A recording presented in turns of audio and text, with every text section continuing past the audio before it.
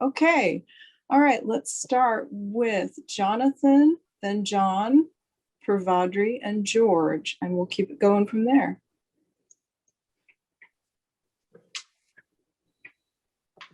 Jonathan, do you have video and audio? Yeah, the audio is there. Okay, sorry about that. Hello. Okay, I'm going to read something called Free Radicals. I am on the side of radicals with visions of grandeur. I have an idea. It is ticking. I know it will explode. That's why I must get it out of my head. That's why I must throw it in your face. That's why I cannot interpose my body between it and your limited notions of the world. I know nothing can stop it. I know we will survive, but I don't know how. It is all an experiment. Soon the droll commentary of hummingbirds, accented by the beating of their tiny wings, is all we can hear, all we can hold on to. You may no longer cling to the stale ideas that were yours since you were born, or that your parents gave you as little Christmas presents every year. You may not simply close your eyes and your ears while opening your mouth and pretend you are perceptive. No one can hide from the way the world is, shallow and vapid, obsessed with celebrity and status. Heroic measures are called for, yet the heroes are mummified corpses buried in pyramids, in gold inlaid sarcophagi. Their bones literally tremble at the thought of being resuscitated solely for the purpose of meeting your expectations. No one can tell you there's no tomorrow just because it's true. No one can break through the information bubble erected around your fragile mind.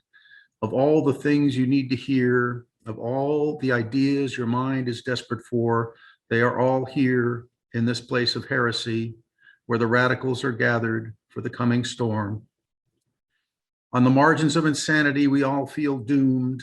We all feel the next plague is right around the corner, glaring at us like a hungry wolf, looking at our pulsing throats, thinking what a delicious meal could be made of us while we sleep. And we do sleep with our eyes wide open, dreaming what we want to dream. You can join us here in the hot zone. There's no secret handshake. We have no application form. All you must do is live in the moment, see existence for what it is, give up your insistence that reality be what you want it to be rather than what it is. Be willing to learn, then accept that you too are a free radical in a universe of endless uncertainty.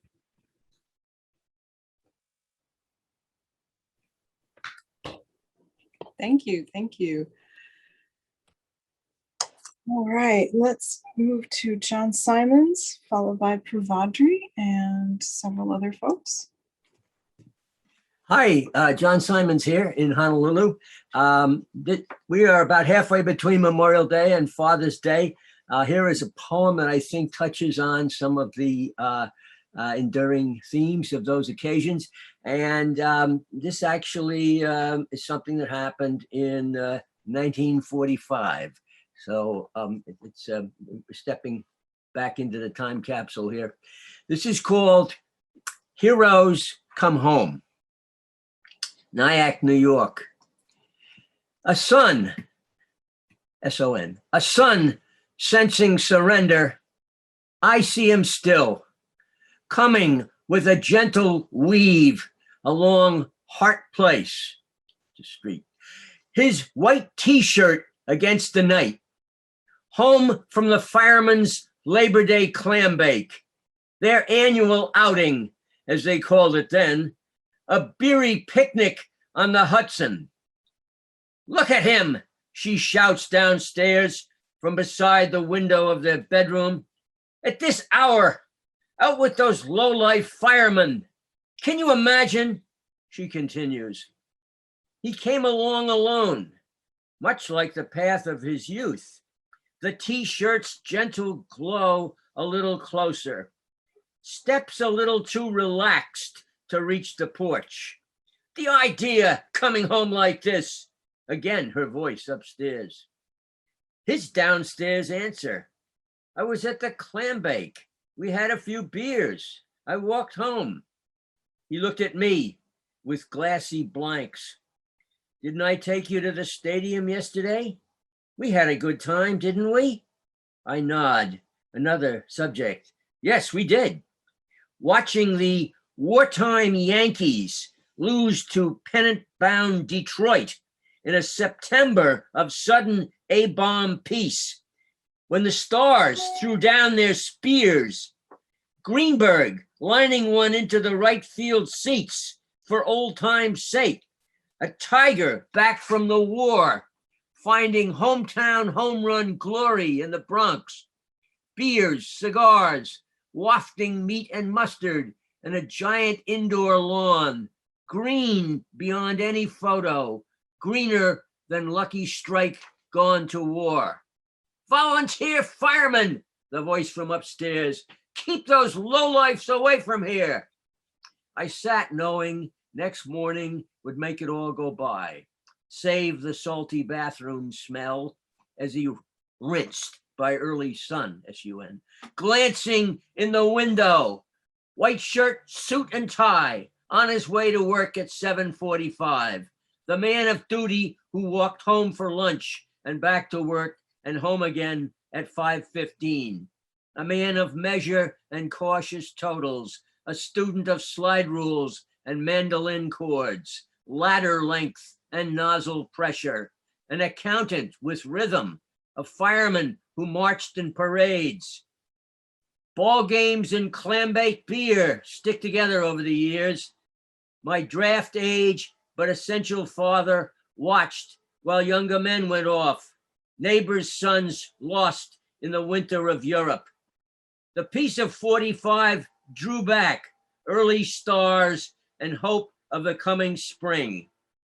We caught our taste that old September, that white t-shirt reeling, just a bit from joy and maybe guilt, like home team flannels on wartime Yankees. Thank you. Thank you. All right, next up, Pravadri, followed by George, and then Robert. And let me know if you'd like to read in the chat. Hello, am I audible? Very, yes, thank you.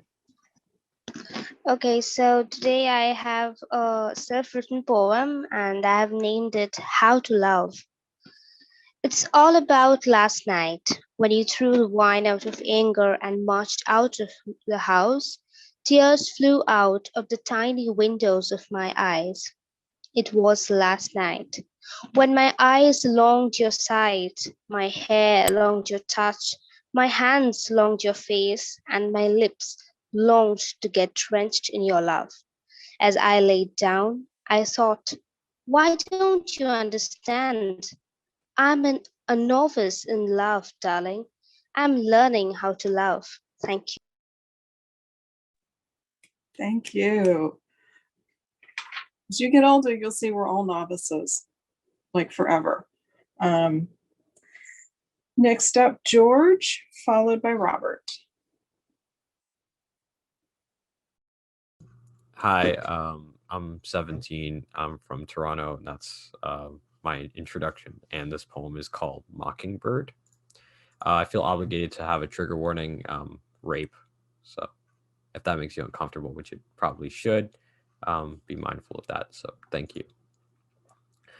It was when the beating heart of autumn pounded in our ears, when people saw leaves lovingly drift into yellows, browns, and oranges from the safety of their fortresses of solitude. Every window I looked longingly out of was a painting. I could not see those colors, those autumn colors. No matter how much soap I rubbed into my eyes, I could not see those colors, those autumn colors.